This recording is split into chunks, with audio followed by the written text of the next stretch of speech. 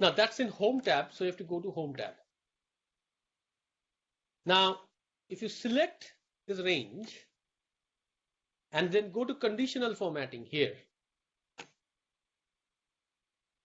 okay, I can see there are lots of options that come up. We are going to explore a few, not all of them. Highlight cell rules. Okay. Select highlight cell rules. Again, you have quite a few options, greater than, less than, so on and so forth. We'll look at all of that. But if you go to the last one, it says duplicate values.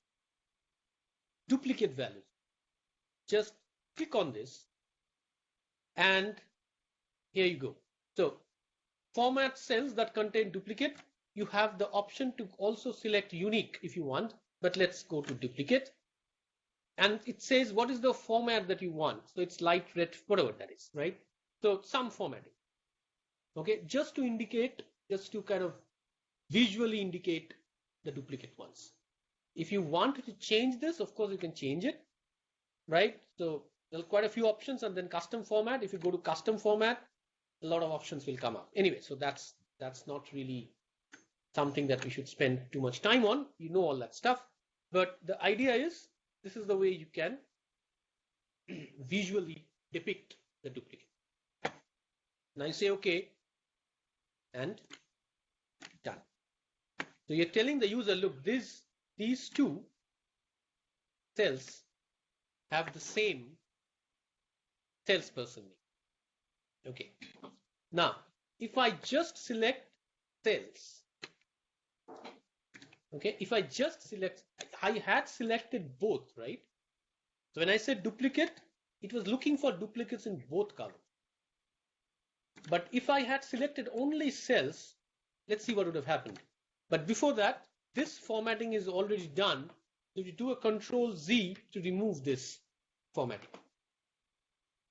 or rather undo the formatting. So now I select only this row, this many cells. Go to Conditional Formatting, and here I go and start looking at, highlight cell rules, duplicate values. Of course, there's no duplicate, or is there a duplicate? Oh, there is a duplicate. I forgot to change it to 547, so it's still 350. So anyway, it works fine. So there you go. If you do it, they get a 350 duplicate. So it's indicated as duplicate. Okay. Now, of course, if you make it unique, you'll just get the formatting change for the remainder, for the rest of the numbers, as you can see on your screen. So right, that's duplicate and unique. But of course, we can do much more interesting stuff if you have numbers. So if you select this and then go to conditional formatting, and then you can say greater than, click on this and say some number, let's say 500. Okay, so those cells